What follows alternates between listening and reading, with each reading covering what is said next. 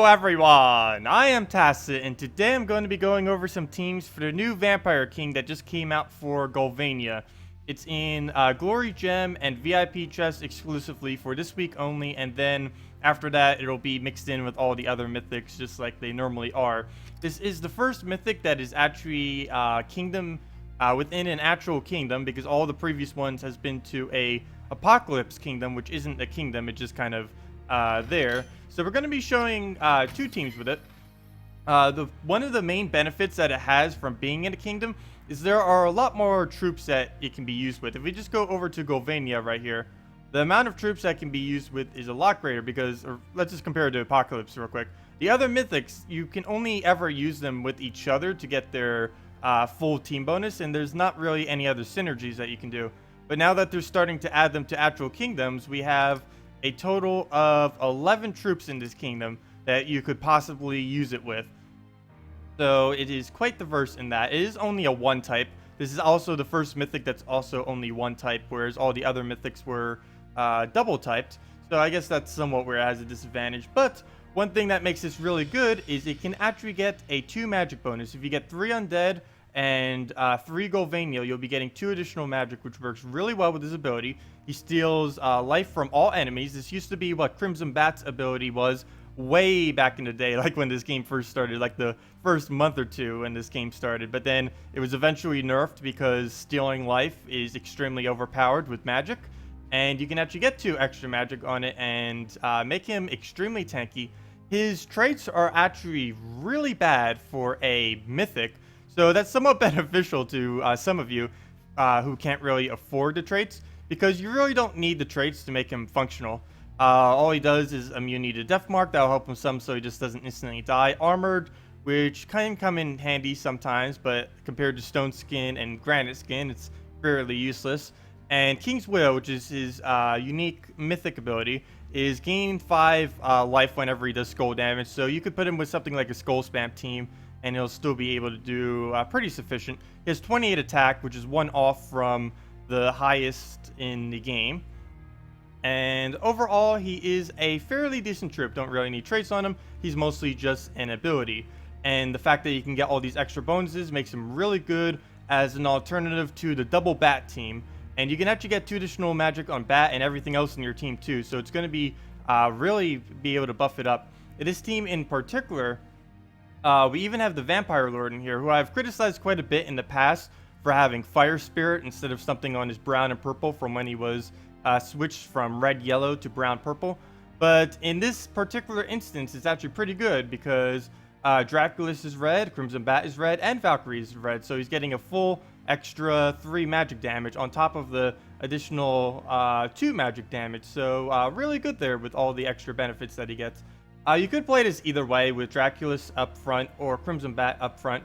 I think I'm actually going to switch it, mostly because the Crimson Bat is doing a lot more damage. That's the only thing that's somewhat bad about Draakulis is, as far as damage output is concerned, Crimson Bat is a lot stronger between the higher magic of by 4 and the blood sucking, which is twice as much damage on skulls. So overall, Crimson Bat does more damage than Draakulis, but Draakulis is a lot tankier. They also have inverse armor and HP. Like you can see, his armor is a lot higher than his HP, whereas Crimson Bat's HP is a lot better than his armor. And HP is a lot better. There should be a lot better than armor. So having a higher HP is actually better than that of Draakulis. But he does have the additional color. As you can see, we actually use all the colors from having these back 3. So even if the Crimson Bat dies, we'll still be using everything. So let's get into it. And the other team uses them up front with a skull spam team. I found this team to work a lot better than, or not that the other one's horrible, but I found this team to actually work pretty good. It's similar to a lot of the double bat teams that used to appear in the past, but now we can actually get team bonuses from them for the fact that he's both Ghulvania and an undead, which synergizes really well with the kingdom.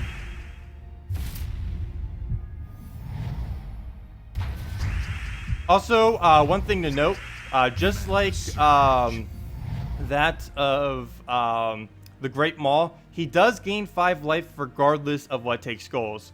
So if you have a skull spam team, just put him in the back. He's just going to keep getting bigger and bigger and bigger, he actually gains 1 more durability per instance than that of the Great Maul. The Great Maul gains 2 attack, 2 armor, and 2 HP. Well, 2 magic too, but he doesn't use it. So the Great Maul is really only gaining 4 durability, whereas he's gaining 5 and is all HP, which is the best that you can get. So as far as protective stats are concerned, since it's so much better than armor currently. Mana surge. And we're getting a lot of skulls there. Look, you can see his HP is already 48. So he's definitely getting up there. Doesn't matter where you put him, he's going to get that as long as you have his mythic trait. And the double fam is really preventing us from surging. You just saw there, it took us 3 turns just to get a Valkyrie up. Mana surge. Normally you want to try doing it within 2. Let's see, yellow. I don't see any extra turn, but I kind of want to convert out the yellow. So we need our yellow for Valkyrie, so I'm just going to let him do that. Our bat's actually getting a little bit low.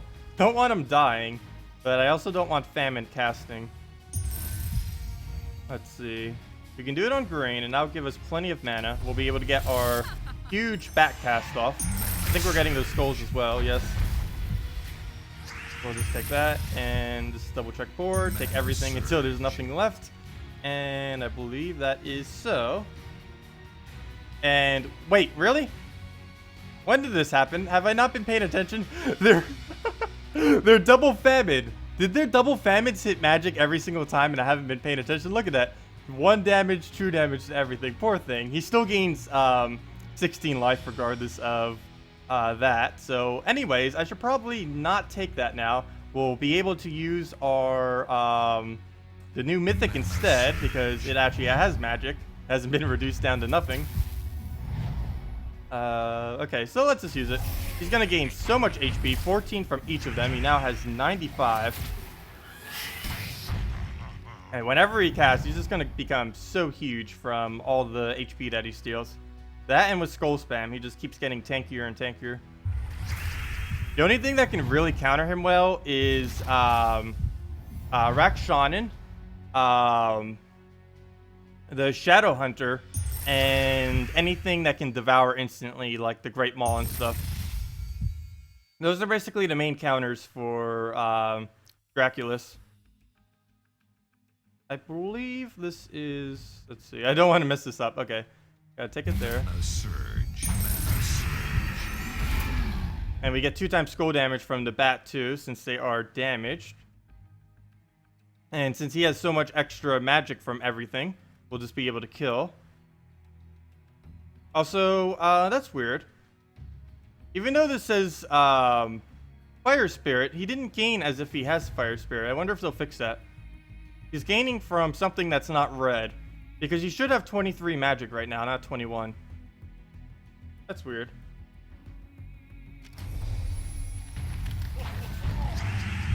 Also, something that happened in this patch when Draakulis was added, they ended up nerfing the mana core down to 7 mana drain, and they ended up buffing the Spirit Fox up to a 7 mana drain. The Spirit Fox is going to probably be used a lot more now because it was already strong before the buff, and hopefully mana core will go away some. I'm pretty sure it's still going to be everywhere. The fact that it just does 7 mana instead of full isn't really going to stop its usage that much. But there we go. We go for the kill. And now we can go over to the skull spam team.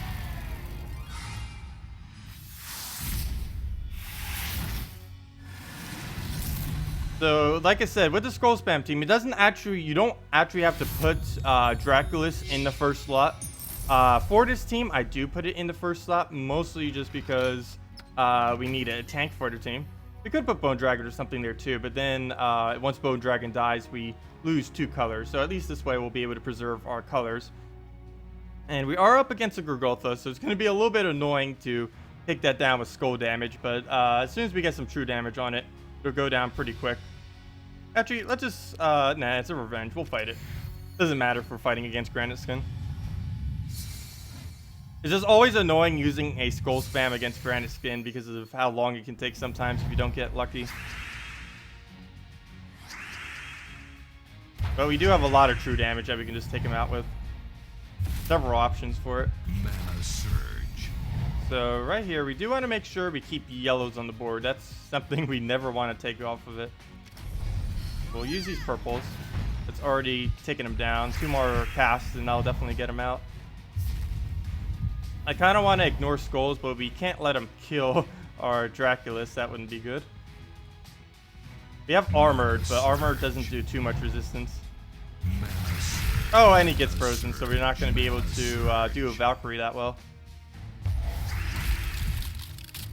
And that giant spider is probably going to be annoying. That giant spider is going to summon a spider the second we kill Gorgotha. I can already see it now. There's like no purple on the board, so I'm not that worried if it casts. So since we can't take y'all, I'll just take these skulls. He's gonna keep getting tankier every time we do as well. And he does get some mana. He'll be able to get Queen Mab with that.